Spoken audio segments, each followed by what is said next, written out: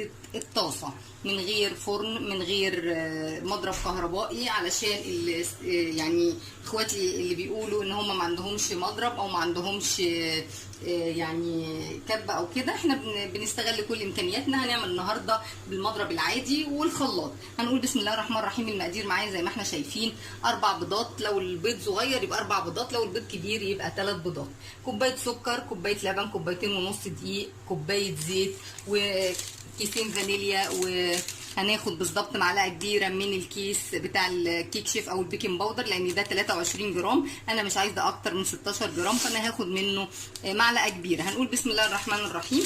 اول حاجه هنعملها مع بعض، هننزل بالفانيليا،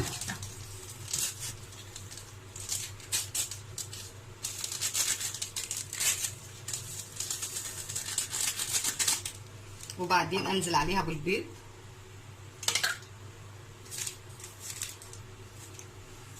وننضف حوالينا زي ما احنا شايفين، وهنزل عليها بالزيت،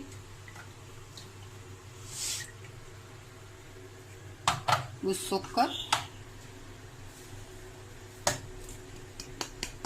واللبن، وهضرب في الخلاط،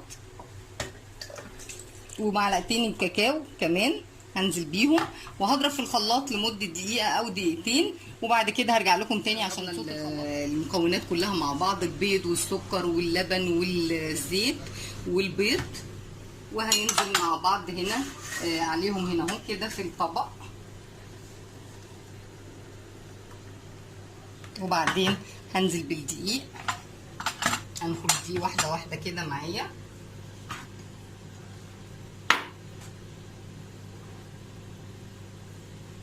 زي ما احنا شايفين سهله وبسيطه ما فيهاش اي حاجه. اهم حاجه نخل دي، ده مهم جدا علشان الهواء بتاع الكيكه يفضل جواها، ما فيش يعني ما تتكتمش مننا. ان شاء الله الوصفه هتعجبكم. بصوا نخل دي كمان ساعات دي بيبقى فيه شوائب ولا فيه اي حاجه، فالمرحله دي مهمه جدا طبعا، علشان لو في شوائب في الدقيق او في اي حاجه ما تنزلش معايا في العجينه وتبقى ايه في التورتايه بتاعتي وتديها طعم مش حلو، ولو حد بياكل وقعت في بقه بقى البتاع دي هيتريق علينا ويقول ايه ده ست البيت دي مش نظيفه، بصوا لقينا ايه. فكده تمام قوي كده خلاص. ابتدي بقى ان انا هضرب بالمضرب.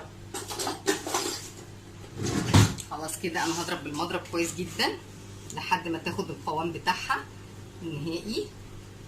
مفيش بقى لا مضرب كهرباء ولا في اي حاجه، عادي جدا زي ما احنا شايفين كده. هفضل اضرب واخلص انا الضرب وهرجع لكم تاني اوريكم القوام اللي انا عايزاه. بس قبل ما اقفل معاكم هحط انا بقى معلقه الكيك شيف، معلقه كبيره كده اهي، بس انا مش عايزه اكتر من كده. الباقي ده مش هيجرى منه اي حاجه، مش هيترمي، ننضف بيه اي حاجه، يعني نستغله في تنظيف المواعين في اي حاجه. وبعد كده يعني الكيس اللي بيفيض ما بيترميش منه حاجه. هخلص انا الضرب وارجع لكم تاني اوريكم. على نار هاديه جدا، وقسمنا الكيكه ل4 مقادير متساويه علشان تطلع كلها زي بعض. وهنحط هنا ورقه فويل كده علشان توزع الحراره، وهننزل هنا بالطاسه وهنوطي النار خالص.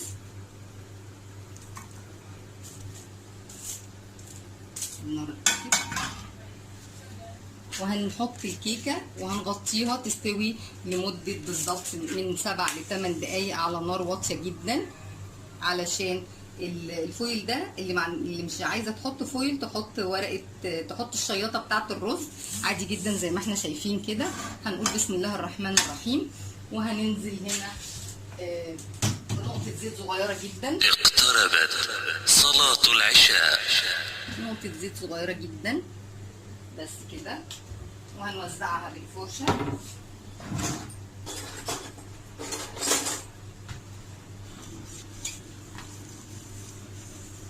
بس زي ما انتم شايفين معايا كده. هنزل بقى هنا بالمقدار بواحد من الاطباق دي، زي ما انتم شايفين قوام الكيكه معايا ده هو ده القوام اللي انا عايزاه، مش عايزه اكتر من كده.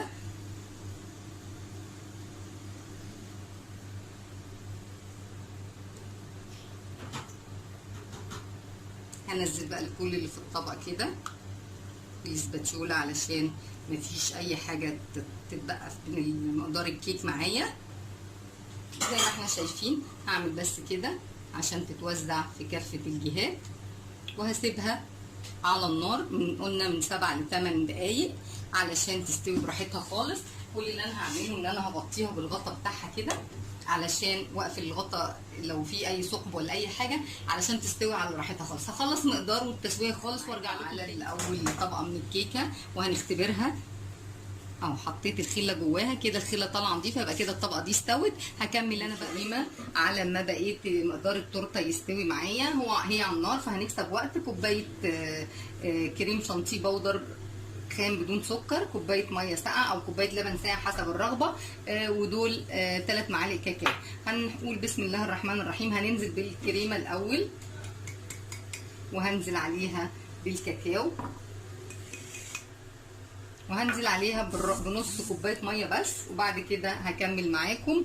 هضرب بالمضرب وارجع اوريكم القوام. علشان دلوقتي حبايب قلبي انا ضربت الكريمه معاكم زي ما انتم شايفين، ده القوام اللي انا عايزاه. لما تعمل معايا خيط كده اهو، شايفين ده كده خلاص الكريمه اهي كده خلاص الكريمه قوامها مظبوط جدا. انا مش عايزه اكتر من كده. شايفين هي كده علقه في المضرب كده، يبقى انا كده الكريمه خلاص تمام كده، مش عايزه منها اكتر من كده.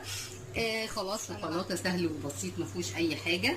عباره عن نص كوبايه سكر، نص كوبايه كاكاو خام طبعا، كاكاو المر الخام الاسباني، وهننزل مع بعض كده ونص كوبايه لبن. وهنبتدي نضرب بالمضرب ضرب بالراحه كده علشان الكاكاو ما يطلعش بره الطبق يعني معايا.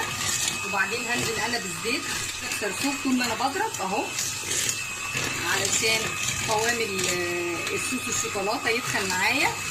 انا كده هعلي المضرب بس هقفل معاكم لحد ما الخلاص. قدامي 3 طبقات زي ما انتم شايفين، طبقه اهي وطبقه اهي وطبقه في الصينيه.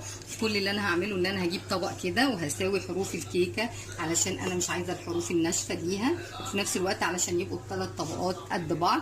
بالسكينه كده تكون سكينه مشرشره معايا، وهمشي زي ما احنا شايفين كده. هلف الطبق وهمشي كده علشان طبعا الكلام ده بعد ما الكيكه تكون بردت خالص علشان ما تفرورش معاكي.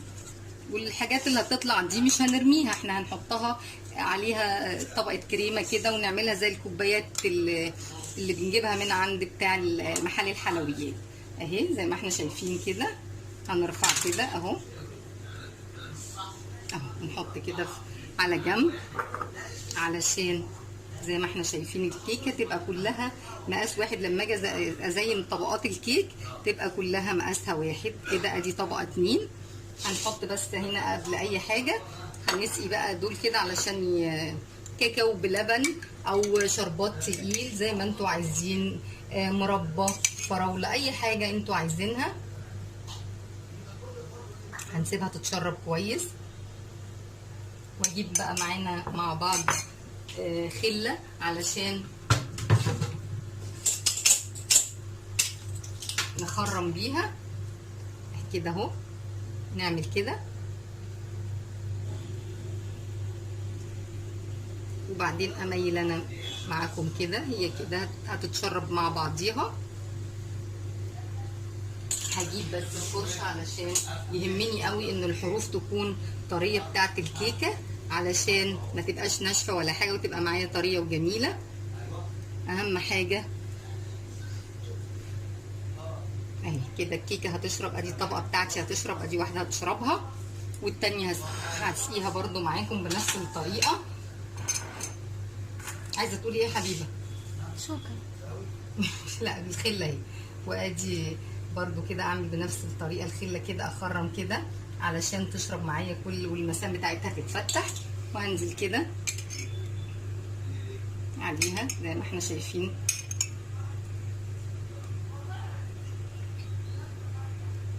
اهم حاجه الحروف زي ما احنا قلنا مع بعض علشان تبقى طريه معايا وتبقى تحسي ان هي هشه، لان هي ما بتبقاش بنفس الطراوه بتاعه الكيكه اللي بتبقى معموله في الفرن. هسيب الطبقات تشرب وارجع لكم تاني اوريكم وانا بزينها. سقيت الكيكه معاكم بالكاكاو واللبن زي ما انتم شايفين وشربت الكاكاو بتاعها. هنزل عليها بالكريمه، احط طبقه كويسه كده وبعدين انزل عليها اسويها كويس جدا معاكم اهي بسباتيولا، باي معده عندك بتحبي بترتاحي يعني في الاستعمال بتاعها، مفيش مشكله خالص. وبعدين هنزل عليها بقى بطبقه الكيكه التانيه. زي ما انتم شايفين قوام الكريمه معايا جميل ومريح ازاي. هنقول بسم الله الرحمن الرحيم.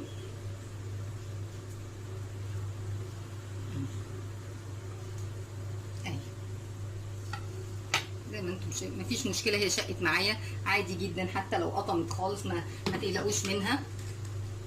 وانزل بقى بطبقه كريمه تانيه محترمه جدا برضو. اهم حاجه في التورته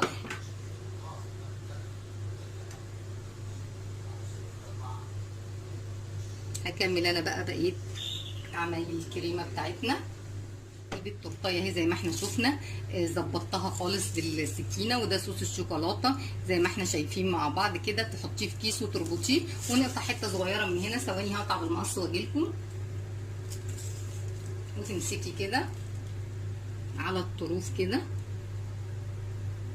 عشان تدي معاكي الشكل الايه، شكل عشوائي كده. انا مش ده مجزع يعني، مش عايزاها كلها ساده، فعشان كده انا عملت بالسكينه. كنت ممكن اسيب شوكولاته. هعمل بقى وردات كده زي ما احنا شايفين كده مع بعض، احط كده وبعدين اطلع بيها، ما اعملش حاجه خالص غير كده.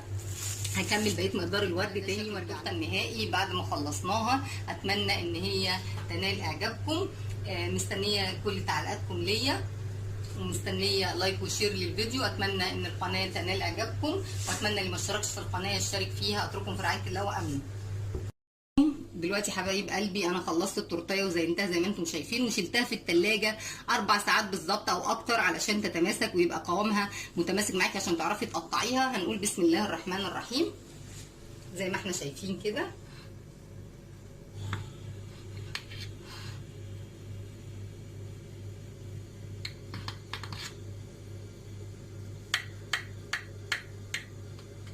هنطلع معاكم